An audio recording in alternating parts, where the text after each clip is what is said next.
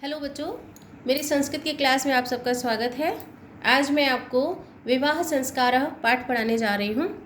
इस पाठ में एक यजमान और एक पुरोहित के बीच हुए संवाद के द्वारा आपको विवाह संस्कार के विषय में जानकारी दी गई है। आप किताब में पंक्तियों पर ध्यान दीजिए, मैं भाषांतर कराती हूँ। यजमान बोले, विवाहे संस्कारे विविधाः विधयो भवन्ति। विवाह संस्कार में अनेक विधियाँ होती हैं। तत्र प्रदक्षिणा नामना प्रसिद्धो विधिरेकः। उनमें से प्रदक्षिणा नाम की एक जो विधि है वो अत्यंत प्रसिद्ध है। किम नाम प्रदक्षिणा इति? उन्होंने प्रश्न किया कि यह प्रदक्षिणा किसका नाम है, क्या है? पुरोहितः, पुरोहित बोले, सामान्यतया प्रदक्षिणा शब्दः कमपि पदार्थम परितः भ्रमणम सूचयति। सामान्य रूप से तो ये जो प्रदक्षिणा शब्द है वह किसी पदार्थ के चारों ओर भ्रमण करने, घूमने का सूचन करता है, परंतु विवाह संस्कारादौ प्रदक्षिणा शब्देन एका विशिष्टा क्रिया स्मृतिपथ मायाति। लेकिन विवाह संस्कार में यह जो प्रदक्षिणा शब्द है ये एक विशिष्ट क्रिया की स्मृति दिलाता है। यजमान, कासा विशिष्टा क्रिया? यजमान बोले, वह विशिष्ट क्रिया क्या है?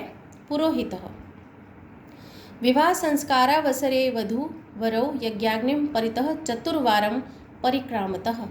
पुरोहित जी बोले कि विवाह संस्कार में वधू और वर यज्ञाग्नि, यज्ञ की अग्नि के परितः चारों ओर 4 बार घूमते हैं, 4 बार फेरे लेते हैं।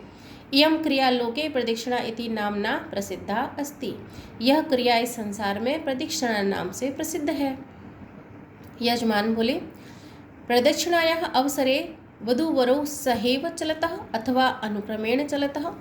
यजमान ने प्रश्न किया कि प्रदक्षिणा के अवसर पर, उस समय पर वधू और जो वर है वे साथ साथ चलते हैं या एक दूसरे के पीछे चलते हैं, एक दूसरे का अनुकरण करके एक दूसरे के पीछे चलते हैं।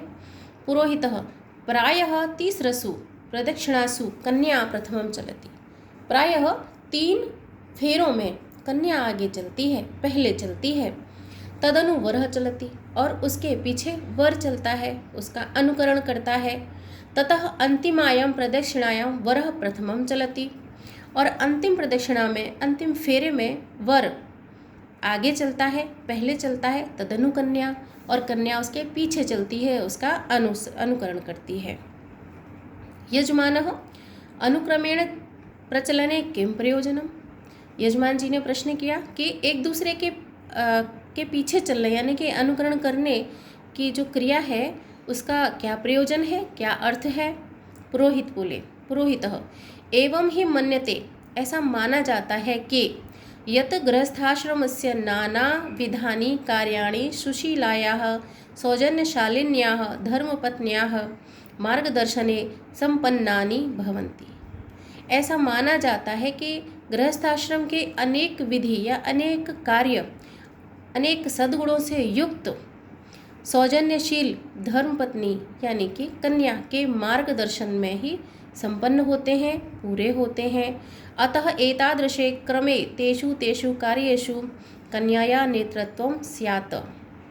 इसलिए उन कार्यों में कन्या का नेतृत्व होना चाहिए। वरस्य तस्याः अनुकरणं कुर्यात्, और वर को उसका अनुकरण करना चाहिए। इत्येवं कर्तव्यमेकं सूचितं भवति। यह एक कर्तव्य का सूचन करता है, कर्तव्य को सूचित करता है। जीवनस्य परार्थे पुरुषस्य मार्गदर्शनमपेक्षितम्। जीवन के अंतिम पुरुषार्थ में पुरुष का मार्गदर्शन अपेक्षित होता है। भवतीति चतुर्थां प्रदक्षिणायां वरः अग्रिमो भवति। इसलिए चौथी प्रदक्षिणा में वर आगे चलता है। अर्थात तत्र वरस्य नेतृत्वं स्यात्, अर्थात उस पुरुषार्थ की प्राप्ति में, उस कार्य में वर का नेतृत्व होना आवश्यक है। कन्या च तस्य अनुकरणं कुर्यात्, और कन्या को वर का अनुकरण करना चाहिए। इत्येवं अपरम कर्तव्यमेकं सूचितं भवति। यह एक दूसरे कर्तव्य को भी सूचित करता है।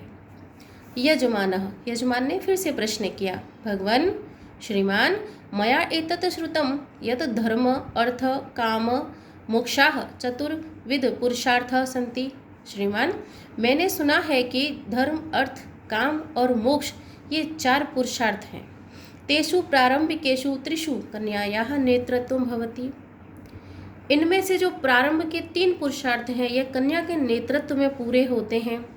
चतुर्थे च मोक्ष नाम के पुरुषार्थे वरस्य इति, और जो चौथा मोक्ष नाम का पुरुषार्थ है वह वर के नेतृत्व में पूरा होता है। पुरोहित बोले, आम एतत् अपि सत्यम अस्ति, हाँ यह तो सत्य है। यजमान ने फिर से प्रश्न किया, केचन कथयन्ति यत् प्रदक्षिणा सप्त भवन्ति इति, कुछ लोग कहते हैं कि ये जो प्रदक्षिणा है वे 7 होती हैं। पुरोहित बोले, विवाह संस्कारे प्रदक्षिणाः तु चतस्र एव भवन्ति, विवाह संस्कार में प्रदक्षिणा तो 4 ही होती हैं। सप्त संख्या तो सप्तपदी नामकेन एकेन अन्येन विधिना सह संबद्धा अस्ति, ये जो 7 की संख्या है वह सप्तपदी नाम के एक अन्य विधि से संबद्ध है।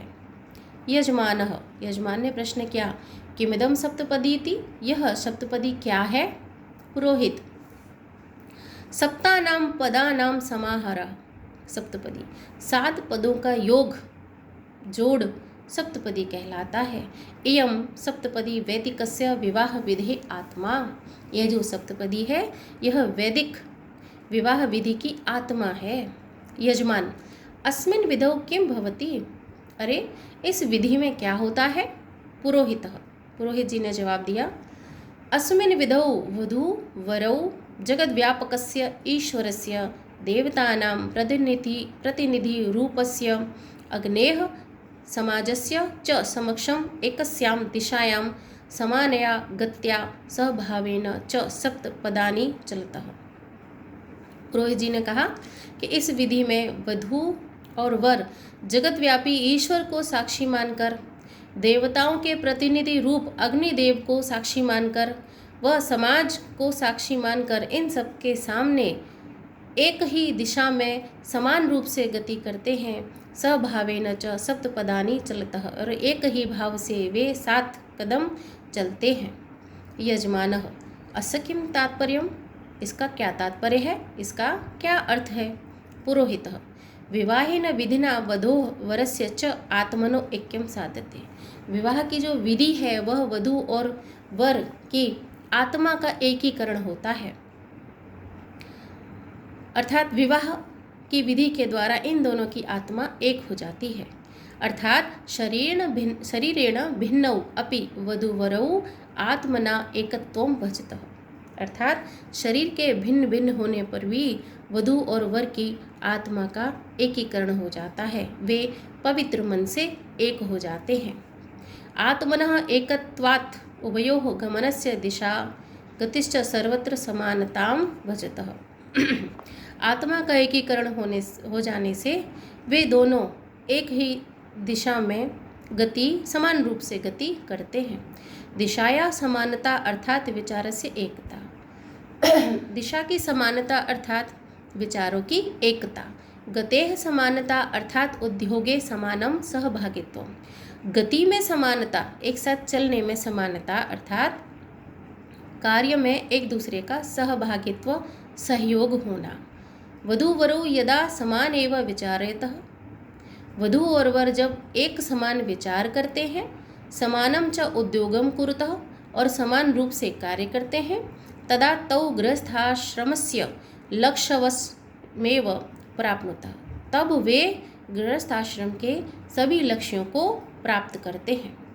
यजमानः, गृहस्थाश्रमस्य किं लक्ष्यम, यजमान ने फिर से प्रश्न किया कि जो गृहस्थाश्रम है इसका क्या लक्ष्य है? पुरोहित बोले, सप्तपद्याम यानी सप्तपदानि सन्ति तानि एकैकं लक्ष्यं सूचयन्ति, यह जो 7 सप्तपद्याम, ये जो सप्तपदी है इसमें सप्तपदानी 7 पदों में एक एक लक्ष्य को सूचित किया गया है, यानी कि एक एक फेरा एक एक लक्ष्य को सूचित करता है। इमं विधिं कुर्वनं वरः वधूश्च यस्य मंत्रस्य उच्चारणं कुरुतः, इस विधि में वर और वधू दोनों मंत्रों का उच्चारण करते हैं। तत्र इमामी सप्त लक्ष्यानि सूचितानि सन्ति, इस तरह वे 7 लक्ष्यों का, ये जो मंत्र हैं वे 7 लक्ष्यों का सूचन करते हैं, 7 लक्ष्यों को बताते हैं। पहला है अन्नाधैश्वर्याय, अन्न अनाज आदि का ऐश्वर्य, बलाय बल की वृद्धि, धनादीनाम धन आदि की उन्नति, धनादीनाम उन्नतये धन आदि की दृष्टि से उन्नति, सुखाय परिवार सुखी हो, सहायकानाम पशुनाम प्राप्तये सहायक पशुओं की प्राप्ति, सहायक पशु जैसे गाय है, भैंस है, बकरी है, ये सब हमारे सहायक पशु हैं। तो इन सहायक पशुओं की प्राप्ति, ऋतुभ्यः अर्थात ऋतु नाम सुखानुभवाय, ऋतु अर्थात सभी ऋतुओं में सुख का अनुभव, और सुख का अनुभव सभी ऋतुओं में तभी होता है जब हम स्वस्थ रहते हैं। सर्व प्राणी नाम मित्रता, सभी प्राणियों से मित्रता, भवेदिति च सप्त लक्ष्यानि निर्धारितानि सन्ति, इस तरह सभी प्राणियों से मित्रता, यह 7 लक्ष्यों का उपदेश 7 पदों के द्वारा दिया गया है। यजमानः सम्यक प्रबोधितः, यजमान बोले अरे आपने तो बड़ा अच्छा ज्ञान दिया, बड़ा अच्छा उपदेश दिया। भवते नमो नमः, हे श्रीमन मैं आपका अभिवादन करता हूँ, आपको नमस्कार करता हूँ। पुरोहितः स्वस्ति भवते, पुरोहित जी बोले आपका कल्याण हो। सत्याः सन्तु यजमानस्य कामः, और सत्य में मेरे यजमान आपकी सभी मनोकामनाएं पूर्ण हो। यहाँ इस पाठ का भाषांतर समाप्त होता है।